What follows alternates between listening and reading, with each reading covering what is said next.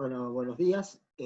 Vamos a dar unos conceptos lo más concretos posibles sobre un tema que obviamente hoy en día tiene muchísima vigencia a raíz de toda la pandemia que está ocurriendo y que lógicamente está tocando a algunos países de forma realmente bastante dramática. Estos conceptos están relacionados obviamente con lo que es esterilización y desinfección. En este contexto, uno tiene que recordar y tiene que básicamente saber que, como toda asignatura nueva y cada tema que uno toque dentro de estas nuevas asignaturas, tendremos distintos nombres nuevos, distintas formas de expresarnos, distintos vocabularios que es importante conocerlos para de alguna manera entendernos cuando uno obviamente se refiere a ellos. En este contexto, obviamente, esterilización, desinfección y antisepsia son términos que parecieran ser similares, pero lógicamente presentan algunas diferencias. Cuando hablamos de esterilización, nos referimos a una técnica de saneamiento preventivo tendiente a conseguir la destrucción de todos los microorganismos y sus formas de resistencia, y que pueden, obviamente, existir tanto en la superficie o en el espesor de cualquier objeto. Cuando uno habla de desinfección, también hablamos de una técnica de saneamiento preventivo que tiene por objeto destruir los microorganismos patógenos, productores de enfermedades transmisibles, pero actuando básicamente sobre el ambiente y sobre las superficies de elementos inertes. Antisepsia refiere a una técnica preventiva que intenta destruir los microorganismos patógenos, pero actuando sobre superficies vivas, llámese piel como mucosas. En última instancia, estamos viendo que las tres palabras significan, desde el punto de vista del concepto, algo similar, es decir, todo lo que hace a la prevención. Ahora, lógicamente, cuando uno habla de esterilización, tiene que recordar que es el proceso que destruye todo tipo de vida en el material o sustancias de que se trate. Esto se puede realizar básicamente por métodos físicos o métodos químicos. Dentro de los métodos físicos, ¿qué tenemos? El calor, tanto húmedo como seco, las radiaciones, ionizantes o no ionizantes, y la filtración. El calor, ¿cuál tiene o qué tiene como objetivo? Básicamente la desnaturalización, es decir, la coagulación de las proteínas, la fusión y desorganización de las membranas a través de procesos oxidativos que sean irreversibles en los microorganismos. El calor húmedo, obviamente, va a tener distintas metodologías. Por un lado, la ebullición. La forma de aplicarlo es 10 a 15 minutos a 100 grados. Tiene utilidad, obviamente, sobre cantidad de microorganismos que incluyen básicamente a los virus, a las bacterias, a los hongos y a los parásitos, pero no destruye las esporas, que son algunas de las formas de resistencia que ustedes en el transcurso de esta asignatura van a conocer, y obviamente no esteriliza. El vapor a presión, como es el autoclave, 121 grados, 15 minutos, destruye la forma vegetativa, las esporas, de bacterias, virus, parásitos, hongos también. Se aplica a sustancias termoestables, a material de cirugía y de curación, a ropa, material de vidrio, filtros, a material de goma y plástico, y también se la utiliza para lo que es eliminar estos patógenos de medios de cultivo. La tindalización se hace a 100 grados, se deja el material por media hora aproximadamente y se repite la operación durante 3 días sucesivos. Este proceso es de utilidad para medios de cultivo o de materiales y obviamente requiere un autoclave con la llave de purga que esté abierta. Ahí vemos justamente uno de estos elementos. Ahora, calor seco. ¿Qué formas tenemos de utilización? Obviamente, por un lado, todo lo que hace al flameado, es decir, la aplicación directa del material a esterilizar sobre la llama. Y eso ¿para qué es útil? Y para ANSAs, que se utilizan en el laboratorio de bacteriología, espátulas, pinzas, tijeras. Es aplicable en general a pequeños instrumentos. La incineración en el horno pirolítico, obviamente es eficaz para isopos contaminados, material de curación, muestra de desecho, órganos humanos y cadáveres de animales infectados, y directamente los viejos hornos de incineración que incluso en las décadas pasadas en algunos edificios, o en muchos incluso acá de la ciudad de Buenos Aires, se utilizaba. El aire caliente es la utilización de la estufa, el clásico horno Pasteur, 160 grados durante 1 hora o 180 durante 30 minutos. ¿Para qué es útil? Y para materiales de vidrio, metálicos, de cirugía. Elimina tanto los microorganismos como las esporas. ¿Qué ventajas tiene? No es corrosivo para materiales e instrumentos, permite la esterilización de sustancias en polvo y no acuosas y de sustancias viscosas y no volátiles. En general, la desventaja está referida a la rapidez con la cual uno a veces requiere de estos procedimientos, con lo cual necesita este procedimiento mayor tiempo de esterilización respecto al calor húmedo, debido a la baja penetración del calor.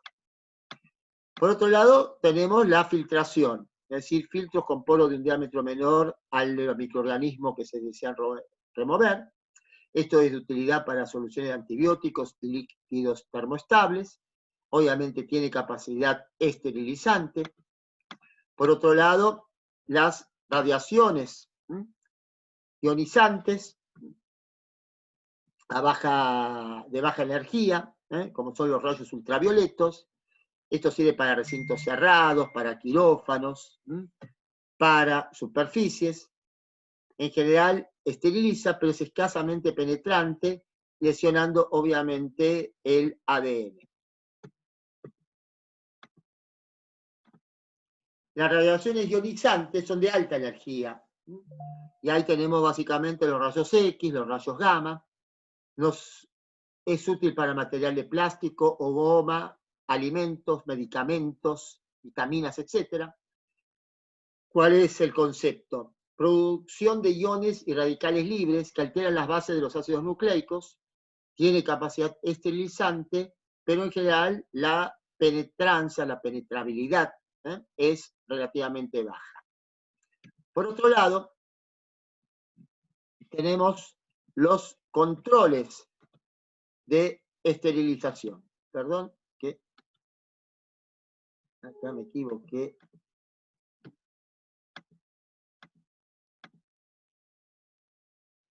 Volvamos. Métodos químicos. Se utilizan agentes como el óxido de etileno, el formaldehído.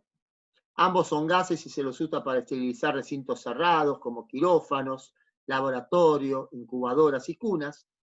El óxido de etileno también es utilizado en la esterilización de materiales sólidos termolábiles, como materiales plásticos y de goma. ¿Qué controles de esterilización es necesario de alguna manera recomendar o que es importante que se pueda controlar si realmente es efectiva o no esta esterilización? Bueno, más que nada sobre el método. Entonces, estos controles monitorean si el proceso de esterilización funciona, es decir, si realmente el objetivo que buscamos se ha logrado. Entonces, tenemos controles físicos, métodos directos que registran la temperatura o bien la presión a la que se desarrolla esa esterilización, como termómetros, manómetros, o controles químicos, como los llamados termocromos o indicadores calorimétricos, que consisten en tiras con un compuesto que cambian de color cuando se alcanza determinada temperatura. Es decir, son verdaderos sensores en el control, obviamente, de este proceso. Los controles biológicos consisten en preparaciones estandarizadas de esporas bacterianas. Sabemos que las esporas, como concepto, tienen una gran capacidad de resistir temperaturas extremas. Entonces, los indicadores se procesan en forma conjunta con el material a esterilizar. Una vez concluido el proceso, los indicadores son inoculados en medios de cultivo adecuados y se incuba durante un determinado periodo. Y se ve si realmente se produjo esa esterilización o no. ¿Por qué? Porque el crecimiento de estos elementos indica que ese proceso de esterilización no fue el correcto. Por otro lado, desinfección. ¿Qué queremos hacer con la desinfección? Destruir los agentes patógenos, se aplica a superficies inertes e involucra agentes químicos que generalmente no tienen un efecto esterilizante, aunque destruyen virtualmente todos los microorganismos patógenos. ¿Qué condiciones debe tener esto? Que sea adecuada la concentración del producto desinfectante, el tiempo requerido para la aplicación del mismo y obviamente el material a desinfectar. ¿Cuál es su mecanismo de acción? Son coagulantes, como el ácido fénico, el alcohol etílico, el fenol, productos en general sintéticos, oxidantes como los clorógenos, alquilantes como el óxido de etileno y tensioactivos como detergentes, sales de amonio de tipo cuaternario. ¿Cómo se valoran los desinfectantes? Básicamente por la determinación de la concentración inhibitoria mínima. Es decir, se enfrentan concentraciones, diluciones de ese desinfectante con una suspensión bacteriana y se observa cuál es la mínima concentración desinfectante requerida para inhibir ese desarrollo. También se hace la determinación del llamado coeficiente fenol, que compara la eficacia del producto frente a la del fenol. Eso es desinfección. Recuerden que es básicamente sobre superficies inertes. Ahora, la antisepsia, en cambio, es destruir a los agentes patógenos de superficies vivas, piel y mucosas. ¿Qué son en su concepto agentes químicos que pueden aplicarse sobre la piel y mucosas debido a que no producen daño celular? Es obvio, por definición, un antiséptico no tiene que dañar la piel y la mucosa sobre la cual obviamente uno coloca ese producto. ¿Y qué se utiliza en ese contexto? Sales de amonio cuaternario, alcohol etílico, alcohol iodado, iodopovidona, que es la iodopolinilpirrolidona, y la clorhexidina, que es el clorofenol. Estos son los productos, obviamente, más habitualmente comercializados. Ahora, en ese contexto es fundamental, y mucho se está reiterando en estas épocas, la necesidad de todos los pasos que hacen al lavado correcto de manos. Ese lavado de manos, ¿qué objetivo tiene? La reducción de la mortalidad por infecciones intrahospitalarias, básicamente, de los pacientes internados. Pensemos siempre que el lavado de manos es el principal elemento que, de alguna manera, corta como barrera toda la posibilidad de que un personal de salud arrastre, lleve, transporte a un agente patógeno multiresistente de un paciente a otro en áreas, por ejemplo, críticas como son las de terapia intensiva. Entonces, el lavado de mano, ¿cómo lo podríamos clasificar o dividir? En social, en antiséptico o en quirúrgico. Entonces, el social, ¿qué importancia tiene? Tiene la importancia y objetivo de remover la flora transitoria de la suciedad. ¿En qué momento? Y antes del contacto con los pacientes y cuando se van a realizar procedimientos no invasivos. Y habitualmente para este fin se utilizan soluciones jabonosas comunes. Lo importante es el lavado de manos en general previo y posterior a la atención de cualquier paciente. El antiséptico es, obviamente, como objetivo remover y destruir la flora transitoria antes de procedimientos invasivos, y acá se utilizan tanto soluciones jabonesas antisépticas, gluconato de clorhexidina al 4%, soluciones alcohólicas como son los geles. El quirúrgico obviamente ya es mucho más intenso, mucho más importante. ¿Por qué? Porque su objetivo es remover y destruir toda flora transitoria, reducir la flora residente que pudiera existir a nivel de la piel del operador. ¿Cuándo se debe hacer? Y antes de una cirugía, y debe repetirse entre cirugía y cirugía. ¿Qué se utilizan? Y antisépticos de acción residual, como el gluconato de clorhexidina al 4%, iodopovidona jabonosa al 5%. El concepto fundamental en ese contexto que debemos siempre tener en cuenta es el concepto de la bioseguridad. que de alguna manera también va bastante relacionado con otro concepto, que es el de la seguridad del paciente. Concepto que cada vez está ganando más importancia o mayor importancia en función de las demandas de pacientes que lógicamente sufren algún percance o alguna consecuencia de la internación en distintas áreas. Algunas más críticas, como puede ser obviamente cirugía, terapia intensiva, algunas por ahí no tanto como puede ser un consultorio externo, pero cualquier área de una clínica, sanatorio u hospital puede ser considerada un área de riesgo, tanto por el tema de la bioseguridad para el equipo de salud, como eventualmente de seguridad del paciente cuando ese individuo llega a ponerse en contacto o ya establece alguna relación con ese sistema. Entonces, como definición, la bioseguridad la vamos a definir como el conjunto de medidas tendientes a minimizar el riesgo de adquisición y transmisión de enfermedades infecciosas entre el personal de salud y los pacientes, entre pacientes y hacia la comunidad. Y en este contexto, el equipo de salud tiene que ser siempre preservado, así como también lo tiene que ser todo lo relacionado con la seguridad del paciente. Entonces, ¿qué medidas siempre hay que lograr de poder establecer? El uso de material perfectamente esterilizado, la desinfección adecuada de ambientes y del mobiliario, la asepsia apropiada de piel y mucosas, el lavado de manos, el uso de elementos de barrera, sea guantes, barbijos, etc., la eliminación adecuada del material contaminado, es decir, todo lo que es la decontaminación y más que nada, todo lo que significa eliminar del lugar todo un capítulo que es el relacionado con los residuos patológicos y la correcta manipulación del instrumental contaminado.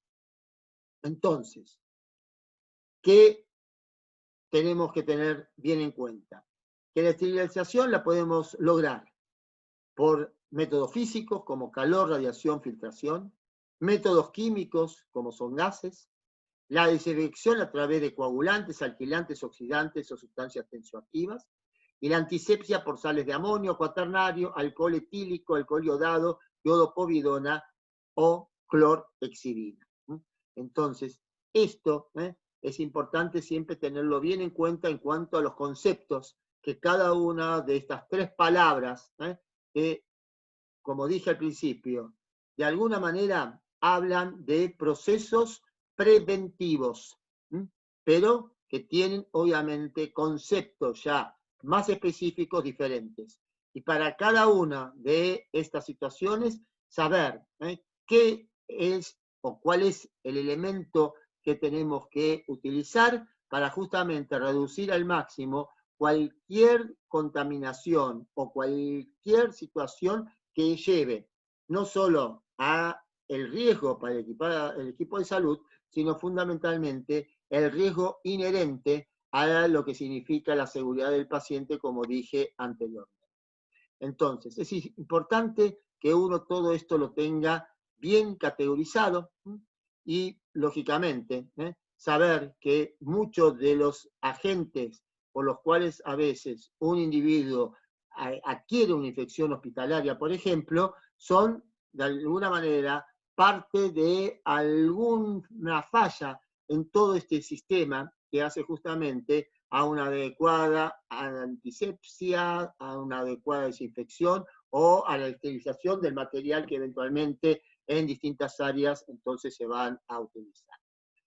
Con esto, por lo menos, traté de darles los conceptos más claros de toda esta parte importantísima hoy en día. Y fíjense que las medidas a tomar no son demasiado complejas, sino que son medidas que deben ser ya hábito constante de todo lo que hace al equipo de salud para que su implementación permanente sea la posibilidad entonces de evitar cualquier situación indeseable para ese paciente que pudo haber llegado a la consulta y que lógicamente por ahí, por determinada patología, ingresa y prolonga y a veces puede agravar su pronóstico en función de una infección hospitalaria por ahí adquirida, justamente por no haberse cumplimentado este hábito importante o conducta necesariamente continua que en las distintas